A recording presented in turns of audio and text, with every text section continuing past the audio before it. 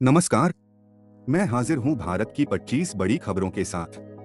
आज की सुर्खियों में अहमदाबाद की अवैध पटाखा फैक्ट्री में भीषण धमाका, सोनम वांगचुक की बिगड़ी तबीयत के बाद अस्पताल में भर्ती और सुप्रीम कोर्ट की 2 अहम टिप्पणियां।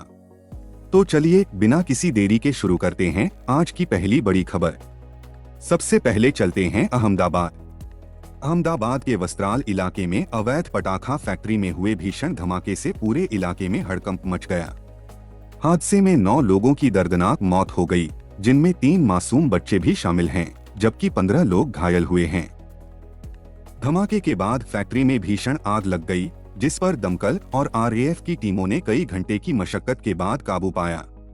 पुलिस ने फैक्ट्री मालिक मेहुल डोडिया को हिरासत में लेकर जांच शुरू कर दी है।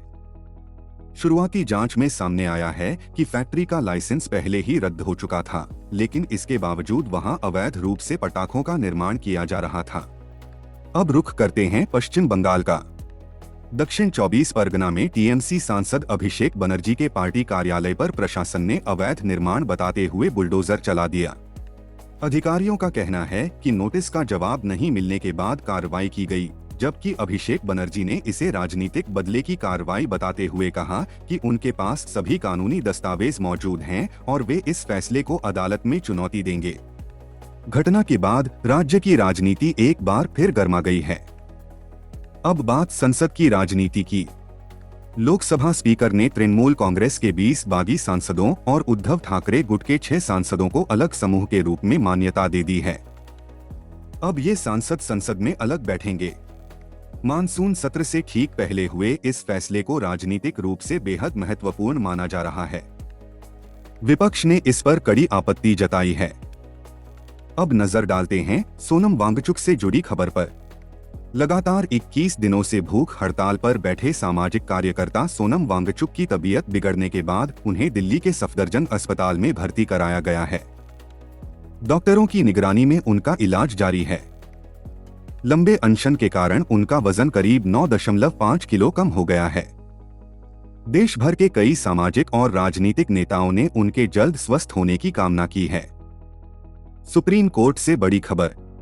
सुप्रीम कोर्ट ने एक अहम टिप्पणी करते हुए कहा है कि हर गाली गलौज या अभद्र भाषा को अश्लीलता नहीं माना जा सकता।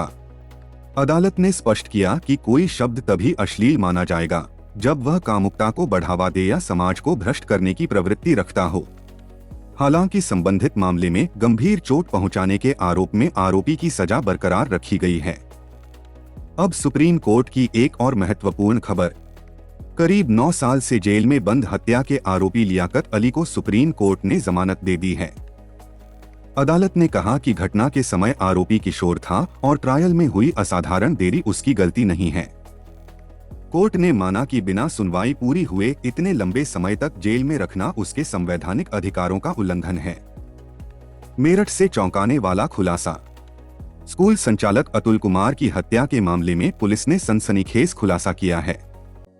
जांच के अनुसार पत्नी ने कथित तौर पर अपने प्रेमी और सपेरों के साथ मिलकर पहले पति को नींद की गोलियां दी और फिर सांप से डसवाकर उसकी हत्या करवा दी।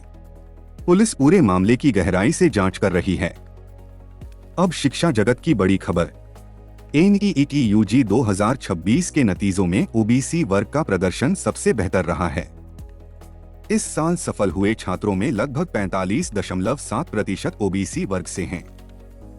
सरकार ने यह भी घोषणा की है कि वर्ष 2027 से एनईईटी परीक्षा कंप्यूटर आधारित सीबीटी मोड में आयोजित की जाएगी।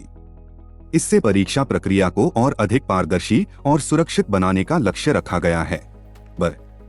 एनईईटी यूजी 2026 के नतीजों में ओबीसी वर्ग का प्रदर्शन सबसे बेहतर रहा है।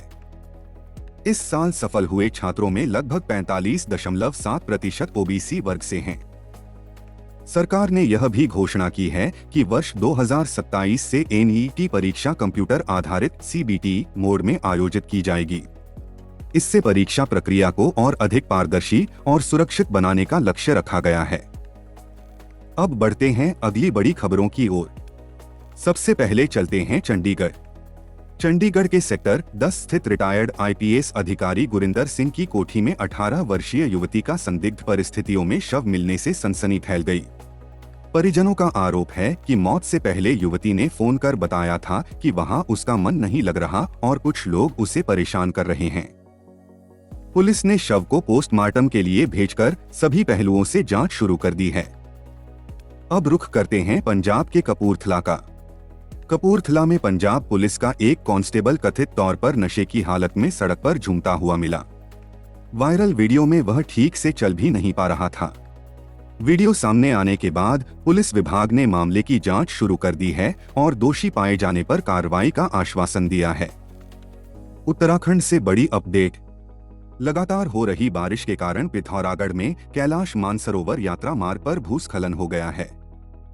इसके चलते यात्रा के चौथे दल को धारचूला में ही रोक दिया गया है।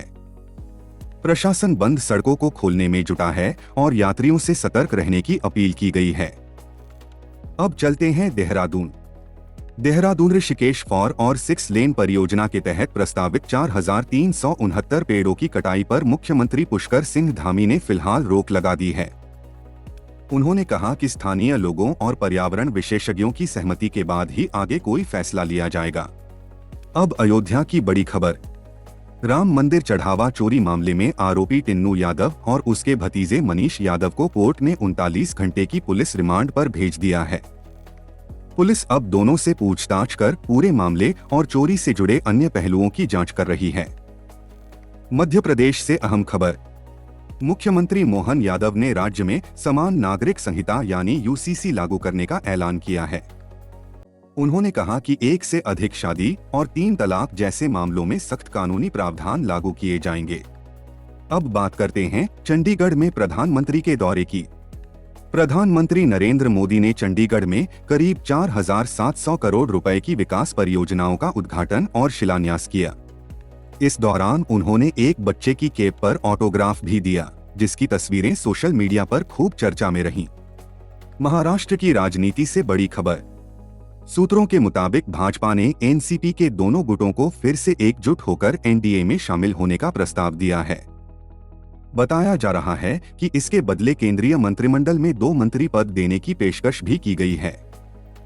राजनीतिक हलकों में इस प्रस्ताव को लेकर चर्चाएं तेज हैं। अब बढ़ते हैं आज की बाकी अहम खबरों की ओर। सबसे पहले पाकिस्तान से जुड़ी बड़ी खबर। पाकिस्तान सरकार ने 18 जुलाई से पेट्रोल और हाई स्पीड डीजल की कीमतों में बढ़ोतरी कर दी है।